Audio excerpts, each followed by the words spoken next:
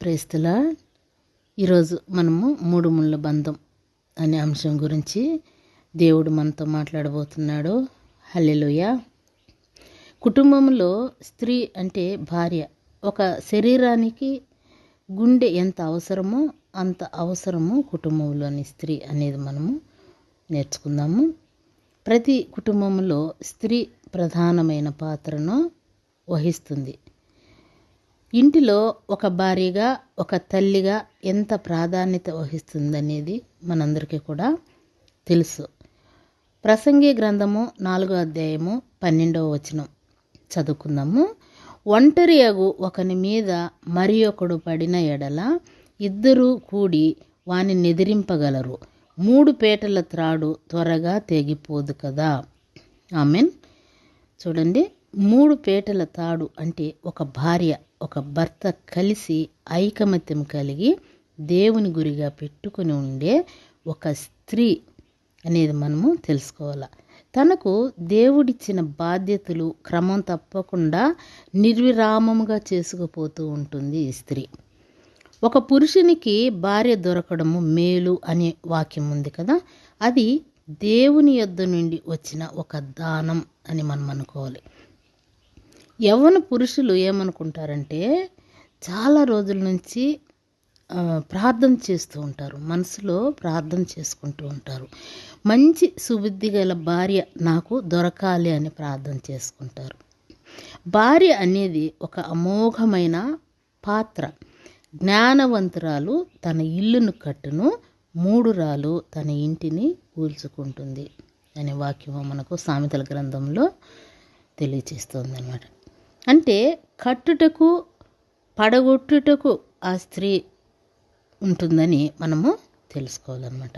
జ్ఞానం లేకుంటే ఇల్లు కట్టలేము. ఆ జ్ఞానం దేవుని వలననే మనకు వస్తుంది అనేది కూడా మనకు తెలుసుకోవాలన్నమాట. సామెతల గ్రంథము 31వ అధ్యాయము 27వ వచనం మనం చూసినట్లయితే, ఆమె తన ఇంటి వారి నడతలను బాగుగా కనిపెట్టును, పని చేయకుండా ఆమె భోజనము చేయదు. ఆమెన్. కుటుంబంలో భార్య దైవ భయం కలిగి జీవిస్తుంది. అలా ఉంటే దేవుడు ఆత్మవరాలను మనకు ప్రసాదిస్తాడనమాట. అందుకనే ప్రతి స్త్రీ తన కుటుంబంలో ఎంతో చక్కగా ఉంటుంది. తన భర్తకు, పిల్లలకు కూడా అన్ని మంచి నడవడిక ఉండాలి, మంచి విషయాలను పిల్లలకు నేర్పుతూ ఉంటుంది. ఆమె పని అంతా చేసిన తర్వాత పిల్లలను స్కూళ్ళకు పంపడము, తర్వాత కాలేజీలకు పంపడము చేస్తుంది. తర్వాత భర్తను ఏదైనా వర్క్ చేస్తుంటే ఆఫీసులో పంపడము చేస్తుంది. తర్వాత ఆమె ఫ్రీ అయిపోయి ఆమె అప్పుడు భోజనము చేస్తుంది అన్నమాట. అంటే కొంతమంది స్త్రీలకు కుటుంబంలో ఎలా ఉండాలి, తన భర్తను ఎలా చూసుకోవాలి, తన పిల్లలకి ఎలా ఉపదేశాన్ని ఇవ్వాలనేది కొంతమంది స్త్రీలు గ్రహించుకోలేరు.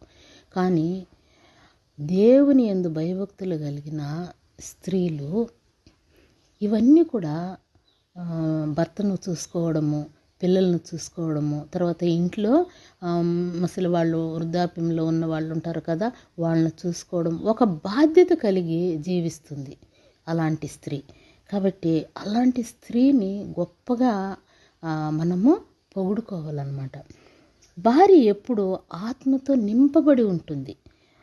యాకోబు రాసిన పత్రిక 3వ అధ్యాయము 10వ వచనం ఒకసారి చదువుకుందాము. ఒక్క నోట నుండియే ఆశీర్వచనమును శాపవచనమును బయలువెళ్ళును.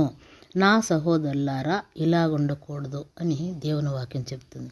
అంటే మనము మాట్లాడేటప్పుడు మన మాటలు కొంతమందికి ఆశీర్వచనములు వినిపిస్తాయి, కానీ కొంతమందికి మనం శాప విమోచనాలు కూడా అదే నోటి నుండి వస్తూ ఉంటాయి అన్నమాట. అలా మనము ఉండకూడదని దేవుడు చెప్తున్నాడు. కొంతమంది స్త్రీలు మేము భర్తలను కంట్రోల్గా చేసుకుంటాము, నేను చెప్పినట్టు వారు వింటారు అని అనుకుంటూ ఉంటారు కదా. అలా ఉండకూడదు. కలహించుట వలన ఏమీ రాదన్నమాట. భార్యాభర్త ఏక శరీరం అని తెలుసుకొని భార్య భర్తకు లోబడి ఉండాలి, భర్త భార్యలకు లోబడి ఉండాలి, అంటే ప్రేమించాలి. చూడండి, యోబు గారి భార్యను గుర్తు చేసుకుంటే యోబు చాలా మంచివారు, భార్య చాలా మొండిదన్నమాట. బాధ్యత తీసుకొని స్త్రీలు చాలా కొద్దిమంది. యోబు గురించి కూడా ఎంత నువ్వు మరణం కాకూడదా అని అంటూ ఉంటుంది కదా.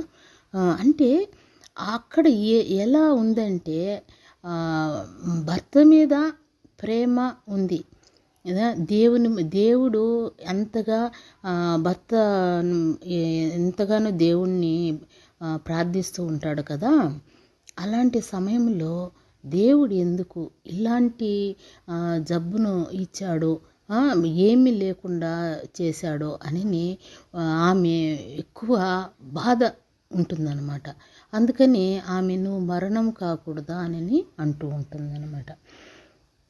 తర్వాత తిమోతికి రాసిన మొదటి పత్రిక 2:9 ఒకసారి చూస్తే, మరియు స్త్రీలను అణుకువయు స్వస్థ బుద్ధియు గలవారియుండి తగు మాత్రపు వస్త్రముల చేతనే కానీ జడలతోనైనను బంగారంతోనైనను ముత్యములతోనైనను మిగుల వెలగల వస్త్రములతో అలంకరించుకొనక అని దేవుని వాక్యము చెప్తుందన్నమాట. చూడండి, ఒక స్త్రీ అణకువ కలిగి ఉండాలి, స్వస్థ బుద్ధి కలవారి ఉండాలి, దైవభక్తి కలిగి ఉండాలి, సత్క్రియలు కలిగి ఉండాలి, సంపూర్ణ విధేయత కలిగి ఉండాలని ఉందన్నమాట.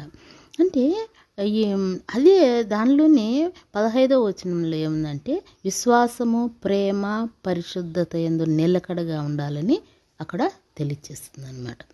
అందుకే మనము ఎలా ఒక స్త్రీగా ఎలా ఉండాలి, మన జీవితం ఎలా మనము మలుపు తిప్పుకోవాలి, మన జీవితంలో ఎలా నెమ్మది కలిగి మనము జీవించాలి అనేది కూడా మనము ఆలోచిస్తూ ఉండాలన్నమాట. పేతురు రాసిన మొదటి పత్రిక 3వ అధ్యాయము 1వ వచనం చదువుకుందాము. అటువలే స్త్రీలారా, మీరు మీ స్వపురుషులకు లోబడి ఉండుడి, అందువలన వారిలో ఎవరైనను వాక్యమునకు అవిధేయులైతే వారు భయముతో కూడిన మీ పవిత్ర ప్రవర్తన చూచి వాక్యము లేకుండానే తమ భార్యల నడవడి వలన రాబట్టబడవచ్చును. వాక్యం ఉంది. ఆమేన్.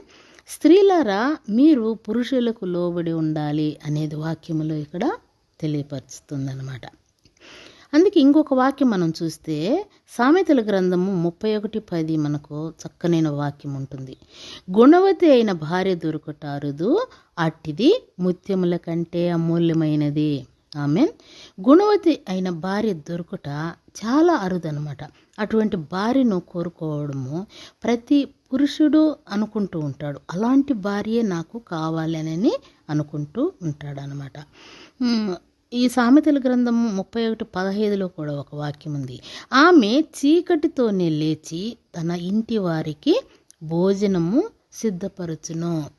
ఆమె చూడండి ఎంత చక్కగా సామెతల గ్రంథం 31వ అధ్యాయంలో ఎంత చక్కని వాక్యాలు ఉంటాయో చూడండి. ఉదయమే లేచి దేవుని సన్నిధి సిద్ధం చేసుకుంటుందంట. ఉదయం లేవగానే ప్రార్థన చేసుకుంటుంది.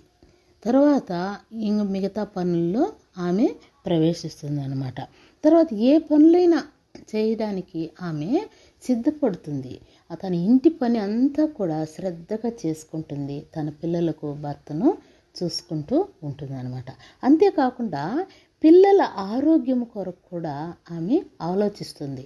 మంచి ఆహారాన్ని ఆమె చేసి పెడుతుంది అన్నమాట. భర్త ఆరోగ్యం కొరకు కూడా ఆమె ఎంతో ఆలోచిస్తుంది అనమాట.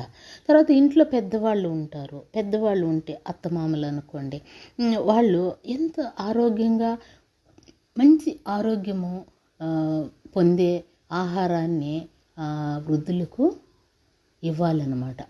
వాళ్ళు కదలలేని పరిస్థితుల్లో ఉంటారు. మనం పనులు చేస్తుంటాము, అన్నీ కూడా మనము ఆహారాన్ని సిద్ధపరుస్తూ ఉంటాం కదా.